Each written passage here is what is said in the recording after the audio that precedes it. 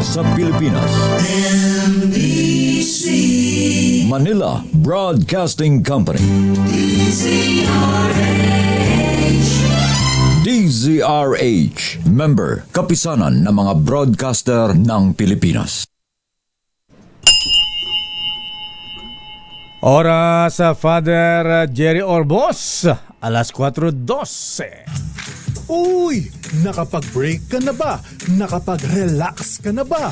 Saan ka man nagtatrabaho, mapa-opisina man o work from home o mula mismo sa pwesto, sasabayan namin ang break time mo. Sasabayan namin ng mga balita at komentaryo, mga panayam ng mga taong viral ngayon. DZRH Break Time!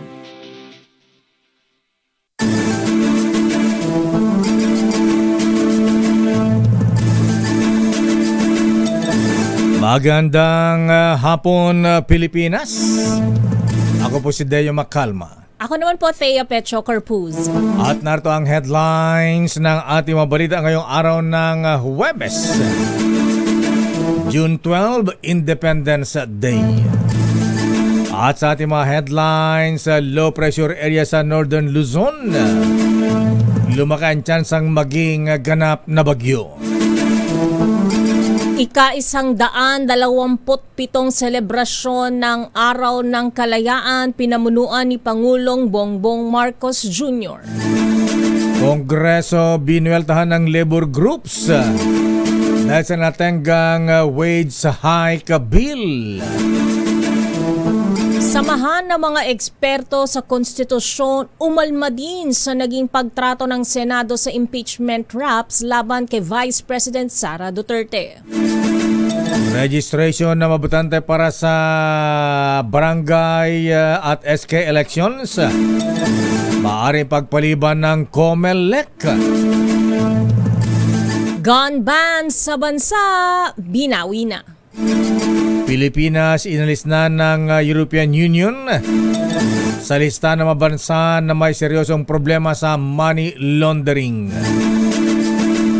Tensyon sa Ireland at LA, California, mahigpit na mino-monitor ng DMW. 3 Pinoy inalalayan. Dating Congressman Arnie Tebes inilipat na ng kulungan mula sa NBI. Inilipat na sa Camp Bikutan sa Taguig. Saan Taguig pala? Kala ko sa Munti. Taguig City. Labi ng babaeng walang saplot natagpuan sa Cotabato. At ngayon sa detalye ng ating mga balita.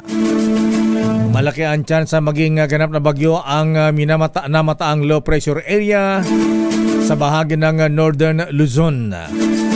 Ayon sa Pag-asa, huling namataan ang LPA sa layong 235 kilometers sa silangang bahagi ng Calayan, Cagayan. Kasalukuyang kumikilos pailagang kanluran kung saan naobserbahan din ang mabilis na paggalaw ng sama ng panahon. Dahil dito sabi ng Pag-asa, posibleng maging ganap na bagyo habang papalapit naman sa Taiwan, pero may posibilidad din na maaring malusaw sa loob ng 24 hanggang 48 oras. Pero kapag naging ganap na bagyo ang low pressure area, ito ay tatawagin sa pangalang Bagyong Auring. Samantala, nagbabala ang Department of Agriculture sa mga magsasaka at mangingisda kaugnay ng binabantayang low pressure area o LPA na may mataas na posibilidad na maging bagyo sa loob ng 24 na oras. Hinimok ng Department of Agriculture ang mga magsasaka na protektahan ang kanilang kagamitan at maagap na anihin ang mga mature crops upang maiwasan ang pinsala. Pinapayuhan din ng mga mangingisda na itabi sa ligtas na lugar ang kanilang mga bangka at iwasan muna ang paglalayag lalo na't inaasahang magiging maalon ang karagatan. Ayon sa Pag-asa, ang LPA ay huling namataan sa 235 kilometro silangan ng Calayan, Cagayan. Bukod sa banta ng sama ng panahon, patuloy ding magpapaulan ang habagat sa Luzon, Visayas at kanlurang bahagi ng Mindanao. Pinangunahan naman ni Pangulong Ferdinand Bongbong Marcos Jr. Ang mga aktibidad kaugnay sa ika-127 anibersaryo ng Araw ng Kalayaan. Simulan nito ang pagtataas ng bandila ng Pilipinas sa Rizal Park, kung saan nakasama niya sina First Lady Lisa Araneta Marcos at mga anak na si Congressman Sandro, Vini at Simon. Sunod ay nag-alay ng bulaklak ang Pangulo sa monumento ni Dr. Jose Rizal. Kasama naman si AFP Chief General Romeo Browner at National Historical Commission of the Philippines Chairperson Regalado Trota Jose Jr.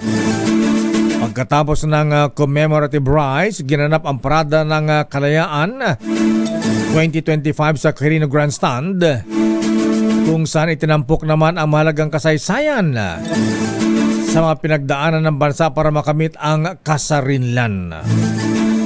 Bukod sa military parade ay bumida rin ang festival performances ng iba't ibang rehiyon, katulad na lamang ng parada ng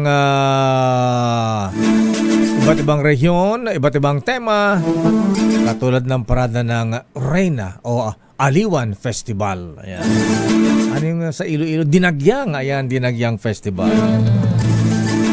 Samantala, hinikayat ni Pangulong Ferdinand Marcos Jr. mga Pilipino na palaging manatiling tapat at pumanig sa tama. Sa kanyang talumpati sa ika-127 anibersaryo ng Araw ng Kalayaan, sinabi ng Pangulo na ang kalaban sa kasalukuyan ay hindi lamang ang mga umaabuso sa pwesto, kundi maging ang mga nagkulang sa pagtugon sa sinumpaang tungkulin. Kaya naman mensahe nito sa mga kawani at opisyal ng gobyerno, huwag sayangin ng tiwalang ipinagkaloob ng taong bayan. Narito ang bahagi ng talumpati ng Pangulo. Dahil mas madadama ng Pilipino ang kalayaan kung may pagkain sa hapag, may maayos na transportasyon, may gamot para sa mga may sakit, at may dignidad ang bawat manggagawa. At sa mga kapwa kong Pilipino, patuloy natin ipaglaban ang ating kasarinlan. Huwag nating kakalimutan na ang kalayaan ay hindi binibigay.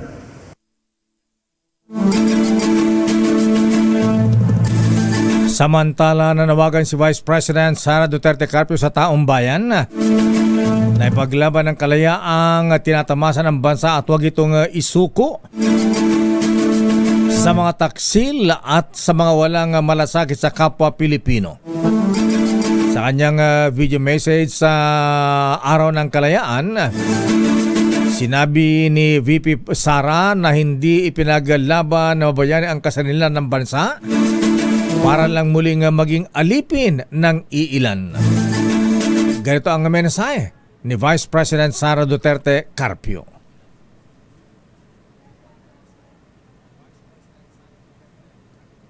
Asan?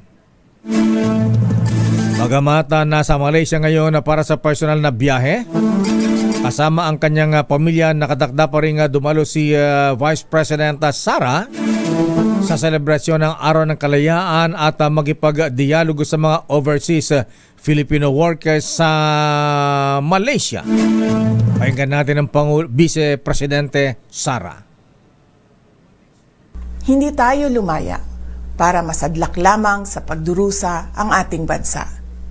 Hindi tayo lumaya para muling mawalan ng karapatan at maging alipin ng iilan. Ipinagmalaki natin sa mundo ang kalayaan ng mga Pilipino.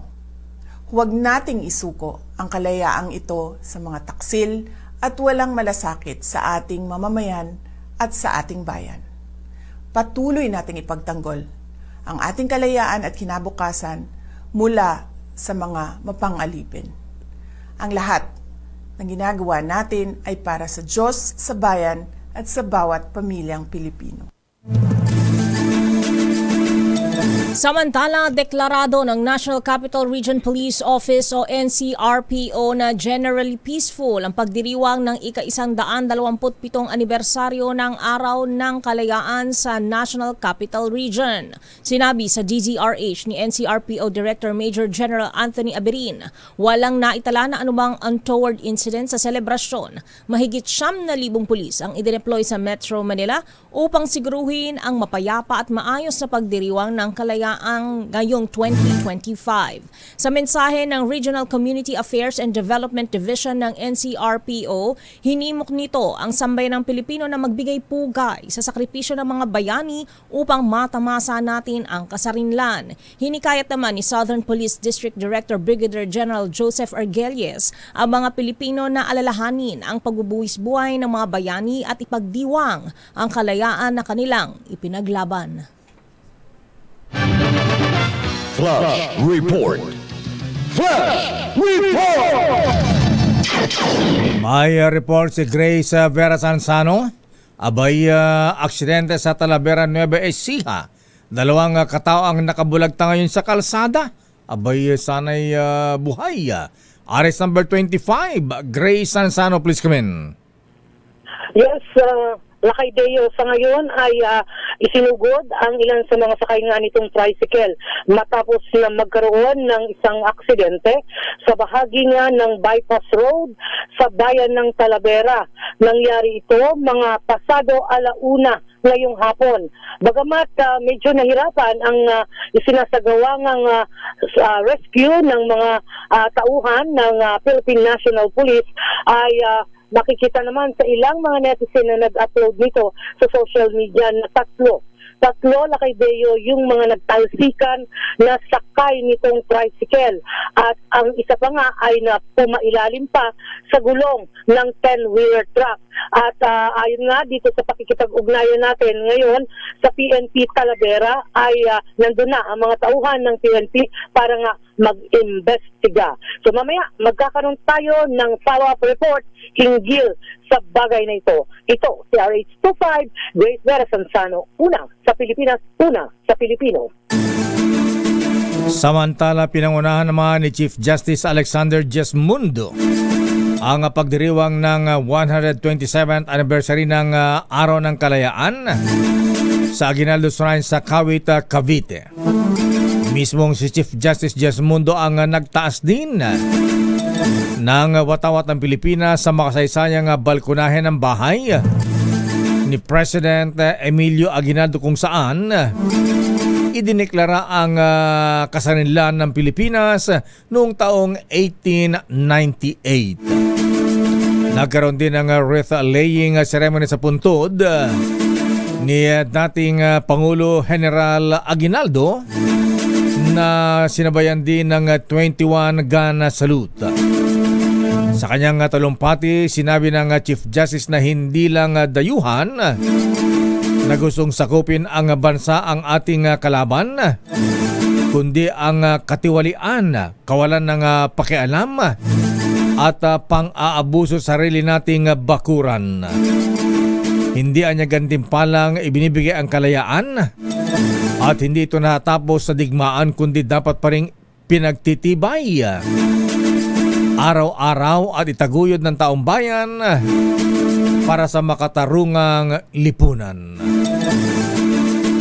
Samantala, mahigit 5,000 trabaho ang inialok ng Pasay City Government sa Kalayaan Job Fair sa SM Mall of Asia ngayong ika-127 anibersaryo ng Araw ng Kalayaan. Inorganisa ang job fair sa pagtutulungan ng Public Employment Service Office o PESO ng LGU, Department of Labor and Employment, SM Supermalls, Non-Profit Organization JCI Manilena at Boss Job Philippines. Kabilang dito ang 44 na local employer at 8 overseas employer na naghahanap ng mga bagong manggagawa na maha-hire on the spot para sa mga posisyong chef, bartender, rooms division supervisor, buffet attendant at iba pa. Nagbukas din ng job fair ang Philippine Coast Guard sa MOA at iba pang mall ngayong Kalayaan 2025 kung saan 1,700 na posisyon ang inisyal na pupunuan ng Philippine Coast Guard ngayong taon. Kabilang sa maalok na trabaho ng PCG ang General Line Officer, Technical Line Officer 1 gaya ng Physician, Dentista at Veterinarian at Technical Line Officer 2 gaya ng Nurse at Psychologist. Babalikan natin ang lampang detalye na ating mga balita. Samahan ng mga eksperto sa konstitusyon umalma din sa naging pagtrato ng Senator Judges sa impeachment case laban kay Vice President Sara Duterte Carpio. At good news sa mga responsible gun owners. Yung ipinatupad na gun ban sa bansa nitong nakalipas na eleksyon, inalis na ng Philippine National Police. At dating Congressman Arnie Tevez, inilipat na ng kulungan mula sa NBI, dinala na sa Camp Bikutan sa Taguig. Ang detalye na mabalitang yan sa ating pagbabalik sa ating palatuntunang Break Time. RH Break Time. Oras, Mr. Cesar Lee, Mr. Michael is my guide, Don Simeon Chu. 4:27. Ang oras na yan.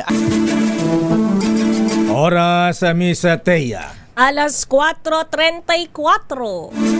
Balikan natin ating mga balita. Unahin natin ang mga reports. Report mula sa Palasyo ng Malacanang. Ang palasyo, ibinida ang pagsulong ng digital infrastructure sa Pilipinas. Maganda na ba? Alamin natin ang report mula kay Arrest number 14. Let Narciso please come in. Miss Let. Lakay, may access na sa libreng internet ang Tawi-Tawi. Iyan ang inanunsyo ng Malacanang matapos ang paglulunsad ng Department of Information and Communications Technology ng higit 50 Wi-Fi sites sa 25 lokasyon sa isla. Ayon kay PCO Undersecretary Claire Castro, bahagi ito ng ipinatutupad na Free Wi-Fi for All program ng administrasyon alinsunod sa direktiba ni Pangulong Ferdinand Marcos Jr. na wala dapat Pilipino ang napag-iiwanan. Patunay rin niya ito na sa digital bayanihan, kahit malayo sa sentro ay kasama sa pag-unlad. Unang lumagda sa kasunduan ang DICT at ang Bangsamoro Ministry of Transportation and Communications para palakasin ang digital connectivity sa buong Bangsamoro region. Partikular na target ng programa ang mga geographically isolated at disadvantaged areas na ilang dekada nang walang access sa internet. Matatandaan kamakailan ay inilunsad rin sa Batanes ang trabahong digital na layong makapagbukas ng 8 milyong trabaho sa digital sector hanggang 2028. Sabi ng palasyo, masusundan pa ito ng e-commerce naman sa Dumaguete City.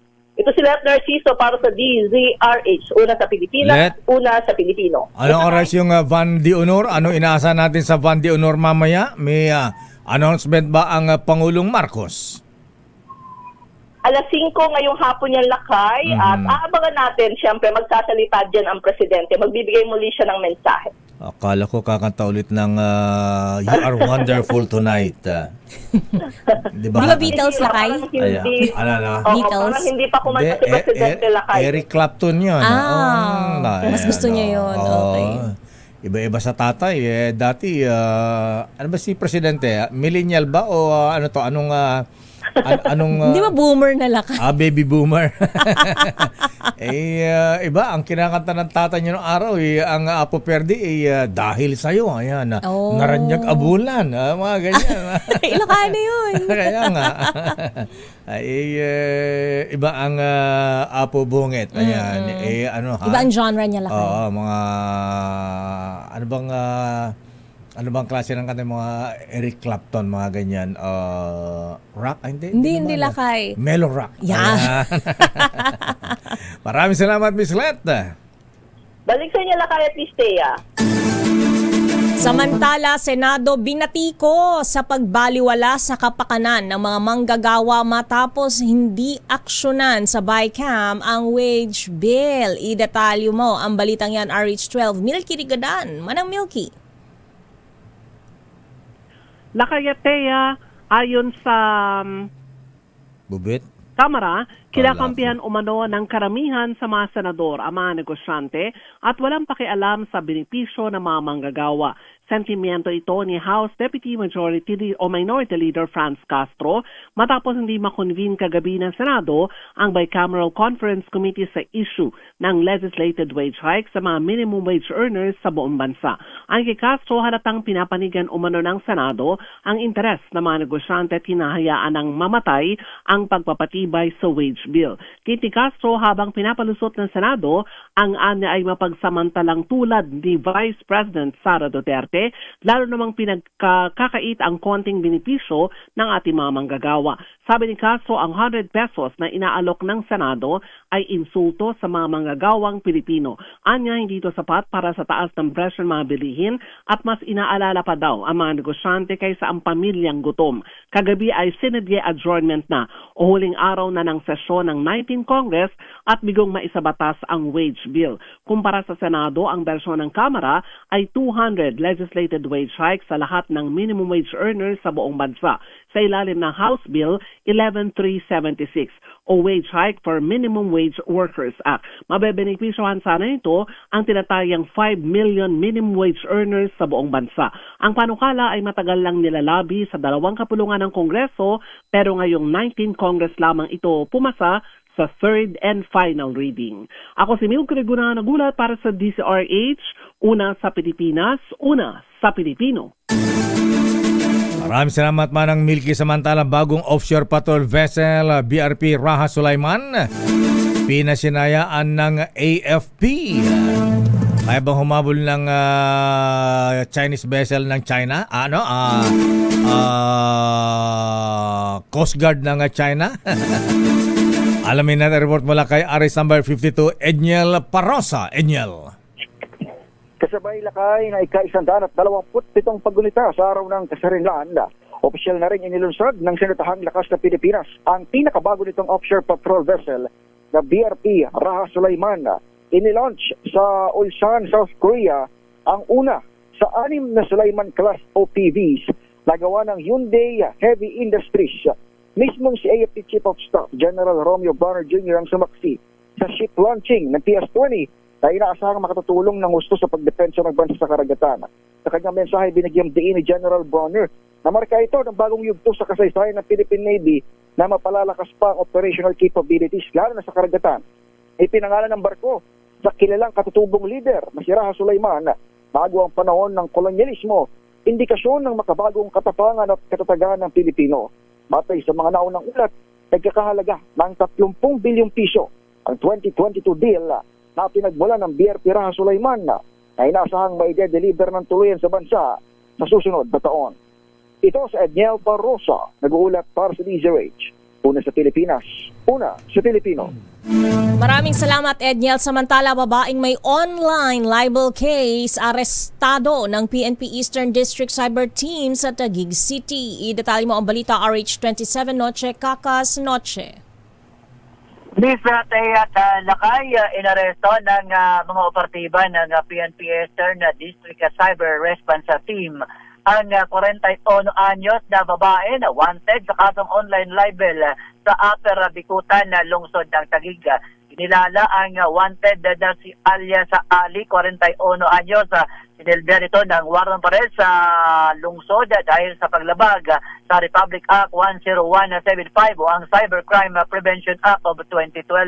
Ayon kay PNP Anti-Cybercrime Group Director Brigadier General Bernard Yang, ang matagumpay na pag-aresto sa akusado ay bunga ng pinaigting na kampanya sa paggamit sa social media na nagpapakalat ng false accusations o may malicious na content sa kanilang digital platform.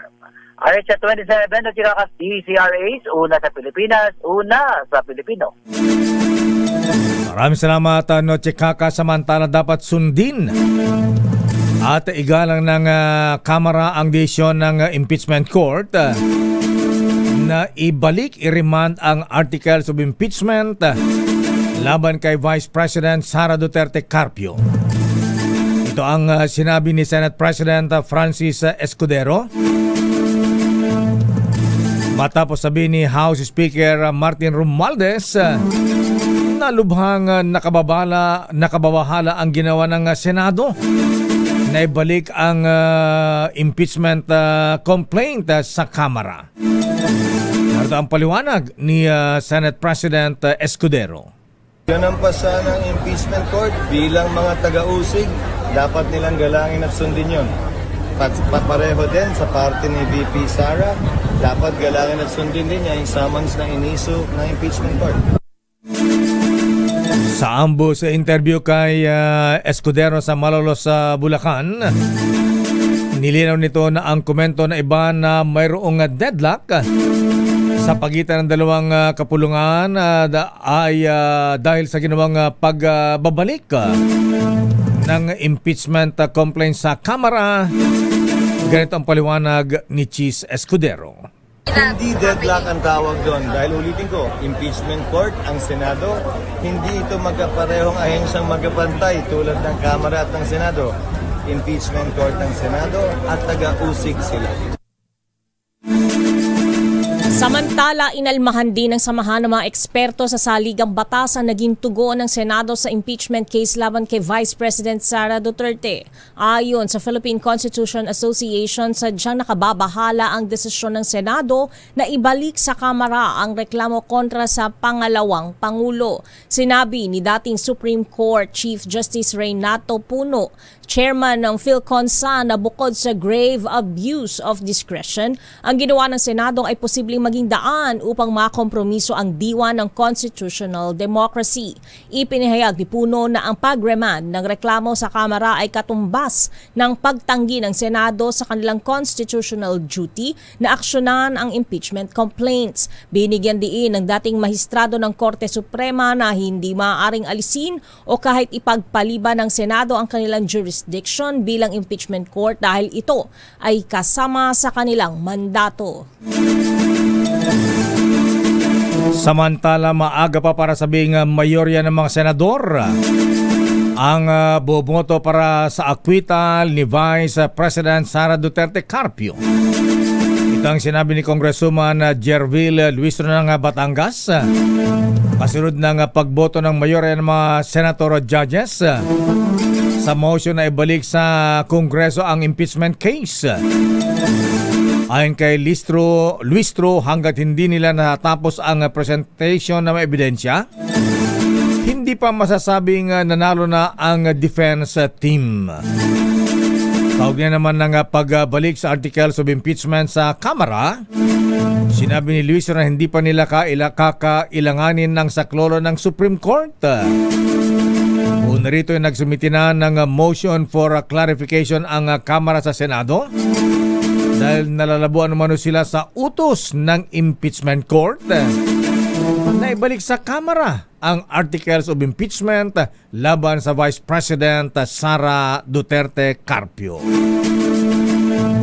Samantala, kinuwestiyon ng House Prosecution Panel ang ginawang pag-remand ng Senado sa impeachment case laban kay Vice President Sara Duterte. Ayon kay Congresswoman Bel Zamora, isa sa mga prosecutor, walang saysay ang ginawa ng Senate Impeachment Court, gayong naglabas din naman sila ng saman kay Vice President Sara Duterte.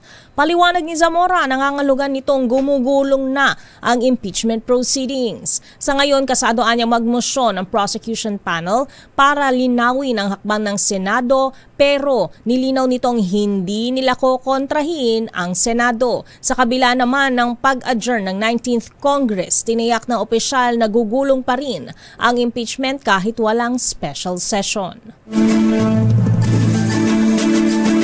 Baliktad ang impeachment case ngayon, Miss Thea, ha?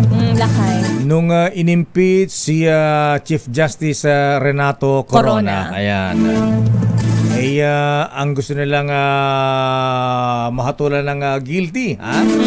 Ay yung ini-impeach. Ayan. Correct. Ngayon iba, ha? Ayan. Ang nakitang kinakampihan naman ngayon ay ang ini-impeach. Ayan. Parang gusto ma-acquit, ganyan, ma-dismiss. Yes. Ang kaso. At kung noong panahon ng impeachment ni Chief Justice Corona, abay ginamitan ng PDAF. Ayan. Ang mga senador para i-convict si Corona. Abay ngayon naman, ano ang gagamitin ng Senate President? Chis Escudero para ma-acquit ang Vice Presidente Sara Duterte. Nailabas na. Ang alin? 105 billion pesos. Saan galing lakay? Na pondo ng Senado. So fast Formal nang inalis ang nationwide gun ban ay pinatupad bilang bahagi ng seguridad sa nakalipas na 2025 elections. Sa tala ng Philippine National Police sa loob ng 5 buwang implementasyon ng gun ban, Mula January 12 hanggang June 11 ay umabot sa 3,616 ang inaresto dahil sa paglabag sa gun ban. Kabilang sa mga inaresto ang 3,462 na sibilyan, 61 na security guards, 16 na mga dayuhan, 21 na pulis, 19 na sundalo, at 14 na opisyal ng pamahalaan. At meron pang 3 minor de edad. Nasabat din ng otoridad ang kabuang 3,702 na baril na kinabibilangan ng mga revolver, pistol, rifle, shotgun. Pinakamataas ang naitalang bilang naman aresto sa Metro Manila na sinundan naman sa Region 3 at Region 4A. Tiniyak ni PNP Chief General Nicolas Torre III na magpapatuloy ang operasyon laban naman sa Lusa Firearms bilang bahagi ng kanilang mandato sa pagpapanatili ng kapayapaan at kaayusan. Samantala, maaaring ipagpaliban ng COMELEC ang registration ng mga botante para sa 2025 barangay at sangguniang kabataan elections. Ito ay dahil sa napipintong pagpapalawig sa termino ng mga opisyal ng barangay at SK matapos ratipikahan ng Senado ang Bicameral Conference Committee report tungkol sa nabanggit na term extension.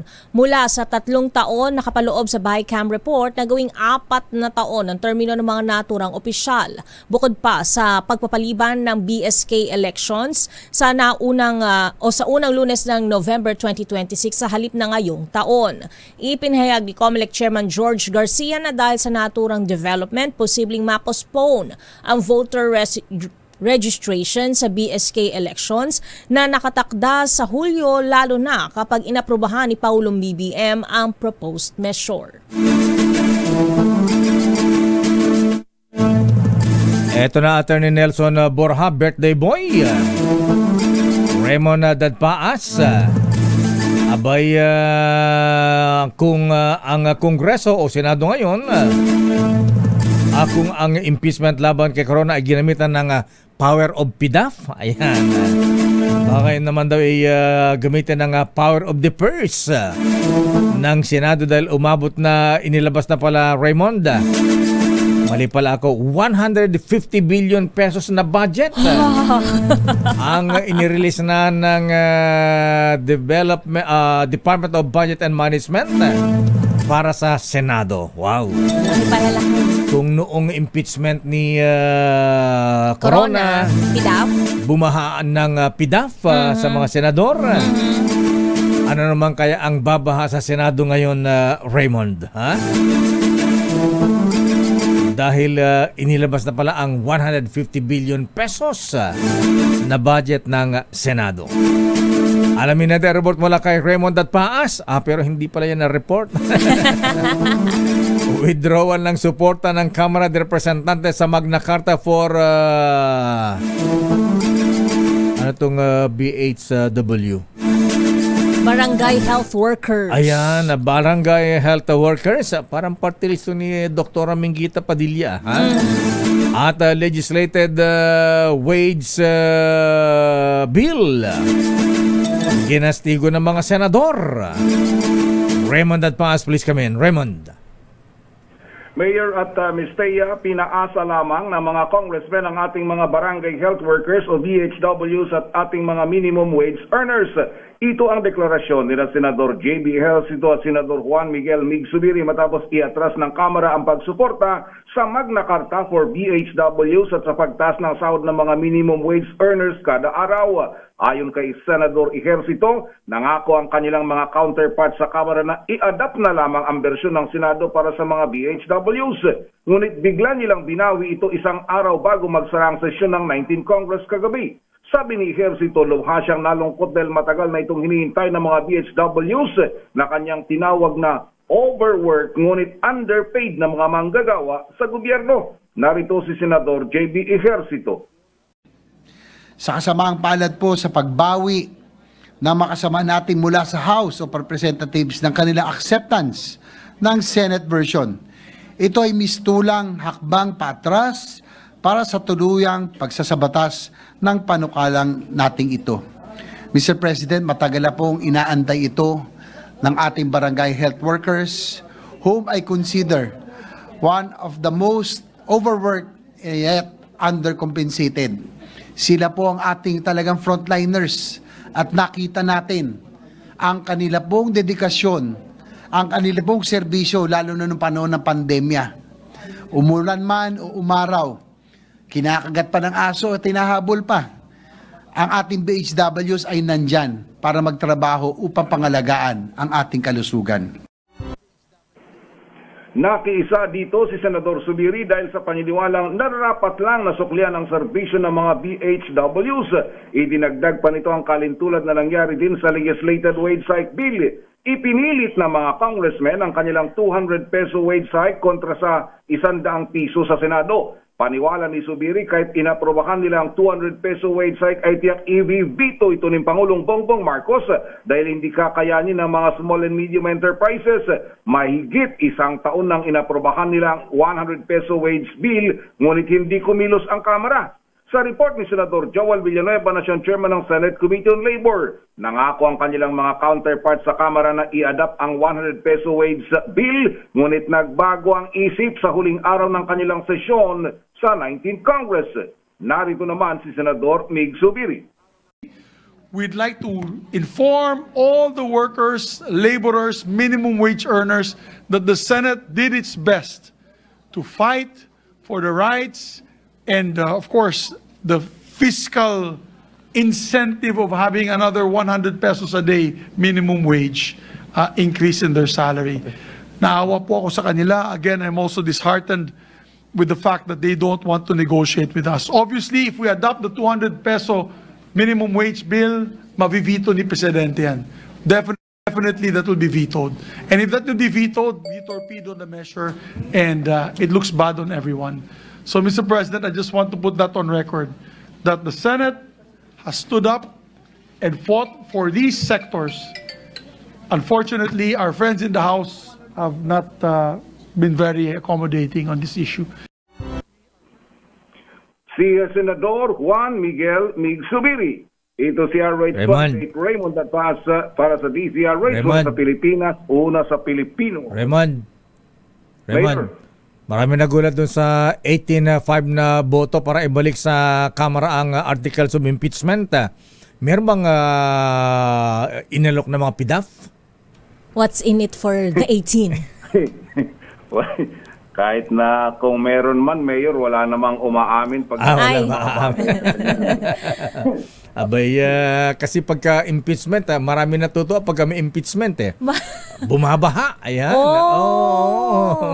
Hindi lang pumapatak Hindi kasi masyadong dito sa, kumbaga, hindi pa nagkaroon ng linaw, Mayor, dahil di ba biglaan ito na nagkaroon ng botohang ganon na sa inaakala namin tutuloy yung botohan pa the next day. Pero biglang ipinilit during that day. At, pero ang pakiwari naman ng iba, Mayor, well, hindi pa, walang napag-usapan pa tungkol doon sa kung may inilabas man o wala. Pero mukhang ang isa sa mga pangunahin daw na palatandaan nung nangyaring botohan na yon ay yung susunod na Senate leadership. Nagkaroon ng usapan para si Chis Escudero pa rin, Senador Chis Escudero pa din ang magiging susunod na Senate President, Mayor at Listea. Na-release na pala ng DBM yung 150 billion budget ng Senado, Raymond. Kaya ano sabi ng Magbitlakay? Marami ang mga pagbabago sa Senado. Ayan. Siguro yun ang titingnan natin kung anong maging bahagi ba yan, kung talagang regular allotment yan o may special allotment sa panahon na ito. Pero ang kasi nga kung, di ba kasi nung maalala ko nung panahon ng corona impeachment, natuloy kaya nagkaroon ng mahabang usapin pro and anti. Pero dito kasi biglaan na biglaang lumabas na lang yung ganong klase. Though, siyempre matagal naman talagang na-dribble na yan dahil Pebrero pa na i-file. Siguro iyon ang kaibahan nung nakalipas na impeachment. Dito sa, kumbaga parang first base pa lang, wala pang nangyayari. Bigla na lang pinabalik. Yung iba kasi pinipilit na ang daming mga paliwanag ng mga abogado na hindi daw ibinasura, pero technically, sabi nga naman, anong tingin nyo doon? Talaga namang sinipan nila agad na hindi pa umuusad yung impeachment complaint, Mayor at Mr. Tsaka kakaiba ang impeachment case ngayon ng VP Sara, ha? Bakit, Lakay? Kasi kadalasan yung mga ini-impeach gusto ma-convict yung ini-impeach. Ngayon ang ini-impeach ay gusto ma-acquit. Ayaw. Madi. Ayun na nga. Kaya ang daming sabi naman ng yung mga naririnig natin, Mayor, lalo na sa mga mahusay sa batas, talagang nagbukas ito ng napakaraming mga questioning legal. Lalong-lalo na yung binabanggit ni Attorney Romy Macalintal lately, Mayor, na kung po pwede kasi tinatanong din namin si SP Cheese kahapon tungkol doon dahil, di ba, hindi na sila Senate as a legislative body, kundi Senate as an impeachment court. Kung pwede ba yun, ikaw yung judge, ikaw din yung nagmosyon na i-dismiss yung kaso at ikaw din yung magdidesisyon. Parang yung ganon. Ikaw na lahat. Imbis na yung magmomosyon para ma-dismiss yung kaso, ay yung kinasuhan.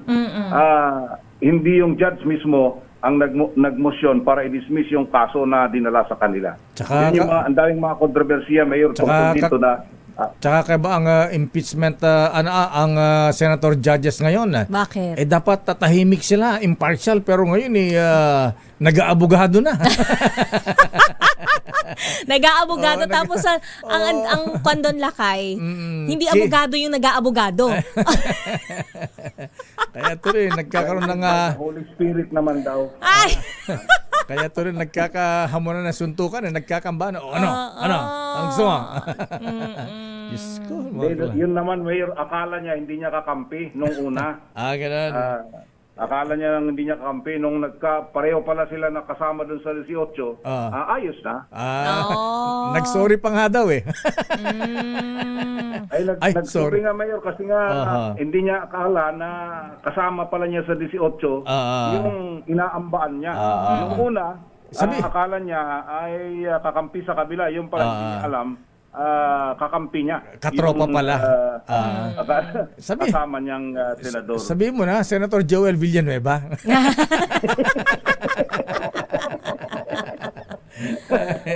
Classic talaga ang Robin Padilla. Robin Hood. Okay nga, Rod. Maraming salamat, Raymond. Happy Independence Day, Mayor at Ms. Thea. Ito si RH28. Raymond Advaz para sa DZRH. Una sa Pilipinas, una sa Pilipino. Maraming salamat, Raymond. Bago ang balitang showbiz, bati mo natin na happy birthday si Attorney Nelson Borja. Attorney, alaba tayo dyan. Batay Emperador dyan. Oy, very worshipful Kuyang Attorney Vladimir Amir Putin Pilaes Momo. Happy birthday. Binabati ka ni Congressman most worshipful Romeo Momo at Noble Joe Ronces Valles. Happy birthday din kay Harold Grospe at kay Kuya RJ Sumayo at Demole Dylan Sumayo. Kay Kuyang Mark Maglasang, parang Onofrelianes, naragsa ka parang kasangay pre, ha? Wala tayong MP Light dyan. Happy birthday din kay Kuyang Emil Padilla at Kuyang Tony Vertido. At bago ang balitang showbiz, oras muna, Miss Thea. Ganap na ang 5:02. Naku, lampas na pala. Tuloy mo na kay Dr. Mark Julius Cabanela for passing the dental board exam. Dentista na. Ayan. Binabati ni Mama Carmi. Ayan. Daddy Romel, Ate Clarissa, Zara at Michelle. Congratulations Dr. Mark Julius Cabanela. Showbiz, Miss Thea. Donnie Pangilinan, may sweet birthday greetings para kay Bel Mariano. I-detalye mo ang showbiz news na yan. Diyosa ng showbiz, Josa Cruzat. Josa. Miss Rhea at Alakay, hindi pinalampas ni Donnie Pangilinan ang kaarawan ni Bel Mariano nitong June 10 at nagbigay siya ng isang matamis at makahulugang mensahe para sa aktres. Sa Instagram story ng aktor, ibinahagi niya ang larawan ni Bel na nakatalikod at nakatingin sa magandang tanawin. Kalakip nito ang mensahe ni Donnie na puno ng suporta at pagmamalasakit kay Bel. Sabi ni Donnie, marami pang malalaking bagay ang naghihintay para sa dalaga. Ipinagdiwang ni Bel ang kanyang 23rd birthday sa pamamagitan ng pagbabahagi ng mga pictures sa Instagram. Wala sa kanyang birthday shoot, suot ang black polka dot dress. Isa si Bel Mariano sa mga kinikilalang aktres ng kanyang henerasyon na sumikat sa mga proyektong He's Into Her at Can't Buy Me Love. Para sa Break Time Showbiz, ito si Josa Cruzata nagulat para sa DZRH, una sa Pilipinas, una sa Pilipino. Maraming salamat, Miss Josa. At yan ang kabuuan natin pala nung tunang break time. Ako po si Deo Macalma. Bisperas pa lang ng sweldo, Lakay. Wow. Ako naman si Thea Petro Corpus. Bukas pa. Linggo pa lang sweldo. Friday the 13th, pero maswerte, Lakay. Ano ha? Susunod na, mabalansyadong balita, Henry Uri at Miss Kay Karen Oyong. Bye-bye!